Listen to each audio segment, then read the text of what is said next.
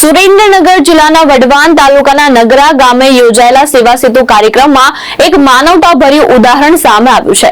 વર્ષોથી વૃદ્ધ પેન્શનથી વંચિત રહેલી એક વૃદ્ધ મહિલાને મામલતદારના પ્રયત્નોથી પેન્શન મેળવવાની પ્રક્રિયા શરૂ કરવામાં આવી છે।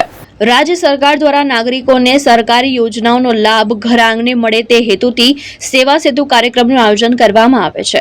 સુરેન્દ્રનગર જિલ્લાના વઢવાણ તાલુકાના નગરા ગામે યોજાયેલા આવા જ એક કાર્યક્રમમાં માનવતાનું સુંદર ઉદાહરણ જોવા મળ્યું।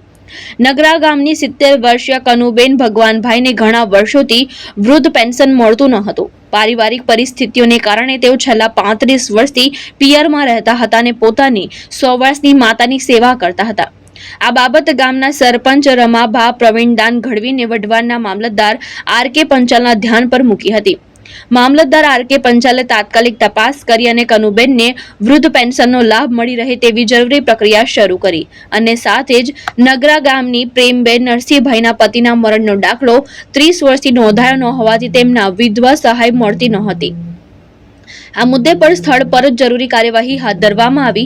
સેવા સેતુ કાર્યક્રમ અંતર્ગત હાલ રાજ્ય સરકાર દ્વારા 13 જેટલા વિભાગોની કુલ 55 સેવાઓનો લાભ નાગરિકોને આપવામાં આવી રહ્યો છે। વર્ષ 2016 થી શરૂ થયેલા કાર્યક્રમ દ્વારા લોકોને સરકારી કચેરીઓનો ધક્કો ખાવાથી મુક્તિ મળી રહી છે અને ગામે જ અનેક મહત્વપૂર્ણ સેવાઓનો લાભ મળી રહ્યો છે। તારીખ 7/3/26 ના રોજ માનનીય પ્રાંત અધિકારી સાહેબ સૂચનાથી નગરા ગામે સેવા સેતુનો કાર્યક્રમ યોજવામાં આવેલ। તાલુકાના તમામ અધિકારીઓ સેવા સેતુ કાર્યક્રમમાં ત્યાં હાજર રહે।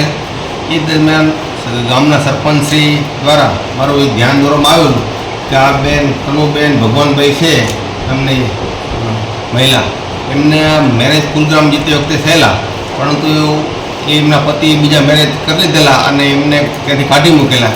એમને કનુબેનથી 2 પુત્રો થયેલા, એટલે ત્યારથી મારી લગભગ 35 વર્ષથી પિયરમાં નગરા ગામે આવીને રહે છે।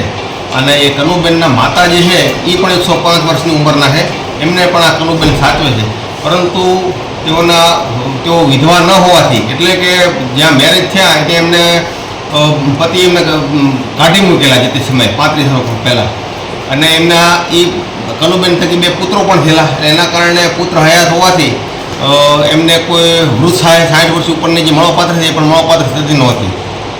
એટલે આવા સંજોગોમાં ઘણા વર્ષથી સહાય માટે તપાસ કરતા હતા, પણ કોઈ સહાય મળતી નહોતી।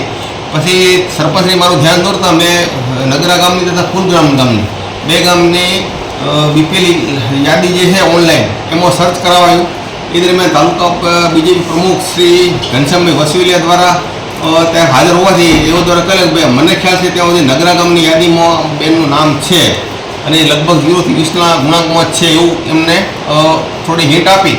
એટલે મેં નગરા ગામની બીપીએલ યાદી સર્ચ કરતાં 0 થી 16ના ગુણાંકમાં કનુબેનનું નામ નીકળેલું, જેથી કનુબેન જે છે એમનો આધાર કાર્ડમાં મોબાઈલ નંબર સુધારવાનો હતો, ત્યાં આધાર કાર્ડ હોવાથી મોબાઈલ નંબર પહેલાં સુધારી દીધો અને ત્યારબાદ એમનું અરજી ફોર્મ ત્યાં ને ત્યાં ભરાવી અને ત્યાં ને ત્યાં એક દિવસે અમે સહાય મંજૂર કરવાનો મેન્યુઅલ ઓર્ડર કરી અને એમને આ માર્ચ મહિનાથી એમને 1000 રૂપિયાની સહાય મળે એ રીતનું આયોજન કરી દીધું છે।